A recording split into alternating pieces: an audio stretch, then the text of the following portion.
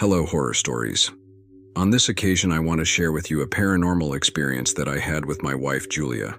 I do it with a lot of respect, especially for the person involved. My name is Henry, and it was Julia who insisted on sharing this story with the community of this channel. She is a big fan of horror stories and thought it would be very appropriate to tell them here.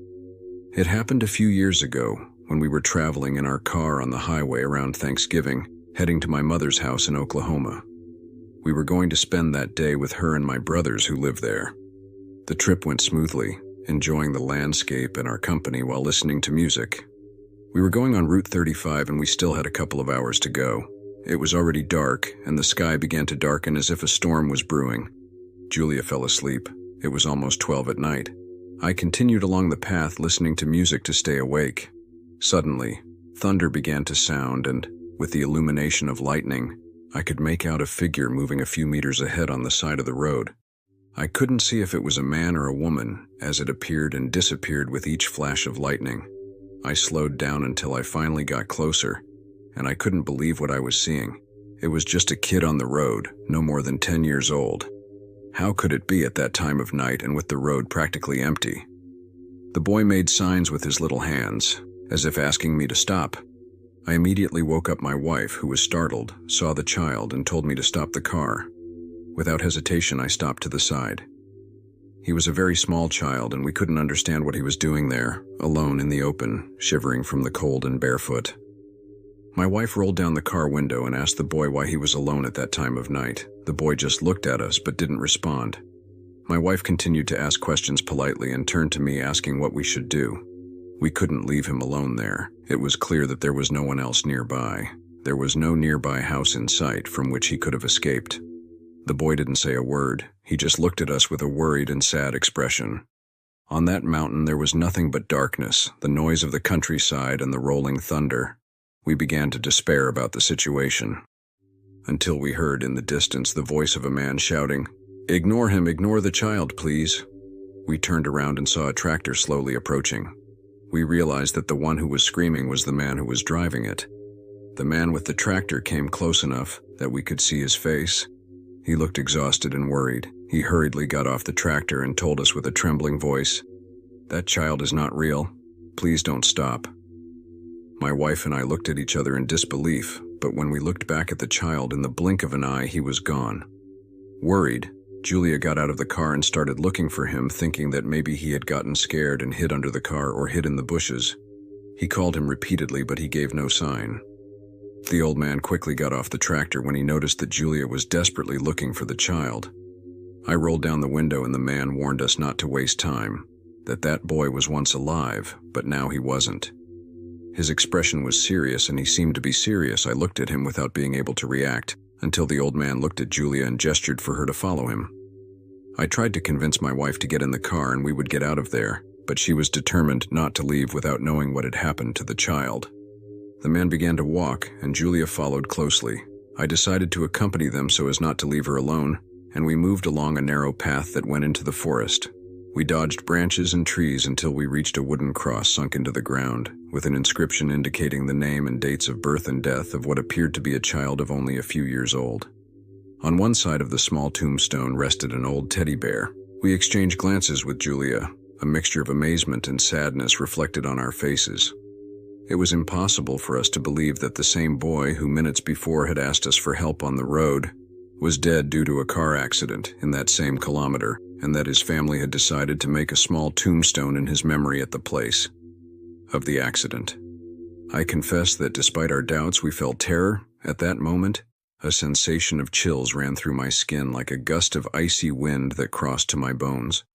The lightning continued to illuminate the sky without rest, and the roar of the thunder made us jump as if we were trapped in a nightmare.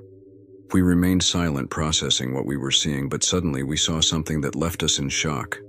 What seemed to be a dark shadow was moving slowly a few meters from where we were, without a defined shape, but with a terrifying presence.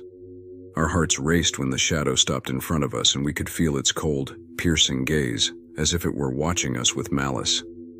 At that moment, we knew that we were not alone, and that something sinister was surrounding us. The man told us, "It's time to get out of here before the boy comes, but don't run because he can hear us."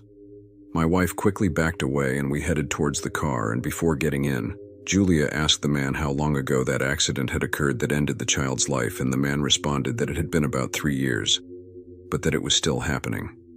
Demonstrating on the road in front of many drivers who passed by on that road, perhaps he was afraid of being there alone in that darkness and loneliness of that place. He is also believed to be seeking revenge because his father caused the accident one night while driving drunk, and he survived unharmed. It is speculated that, after being separated from his mother and having lost his life because of his father, he seeks to return home to take revenge on him. Julia began to cry when the man told us that several accidents had occurred due to his sudden appearance in the middle of the road. The drivers, trying to avoid it, overturned, and in most of these accidents lost their lives. However, his co-pilot survived and described seeing a boy running with the same features and clothing in each incident. Despite numerous complaints to the police, they were never able to find him. Of course, we were perplexed looking at him. The man left, and as he got on the tractor, he warned us that if the child appeared on the road again, we should not stop for anything, that we should not pay attention to him, and he begged us to get out of there quickly. As we drove away down the dark and lonely road, the atmosphere inside the car became tense. The clock showed early morning, and each shadow cast by the trees along the road seemed to take strange shapes under the flashing light of our car headlights. I looked in the rearview mirror, and in the blink of an eye, the boy was back in the middle of the road, just looking at us, and I saw how he slowly disappeared from our sight, like a shadow that dissolved into the night. We continued driving in silence, our minds fixed on the boy and what his presence meant. Finally, as the sky began to lighten with the first rays of dawn, the tension in the car began to dissipate, but the fear persisted, like a shadow on the edge of our consciousness. We knew that what we had experienced was not something that could be easily forgotten. We couldn't sleep that night, worried about having to travel that same road on our trip home in a few days, aware of the danger we might face again. My wife had been praying at night for him to rest in peace. Even before we returned from my mother's house for Thanksgiving, we had already investigated the accident. Julia wanted to contact her mother. We spent the next few days trying to locate the boy's mother and managed to obtain information in a local newspaper that she lived in a small town a few kilometers from where the accident occurred. We decided to visit the mother one afternoon.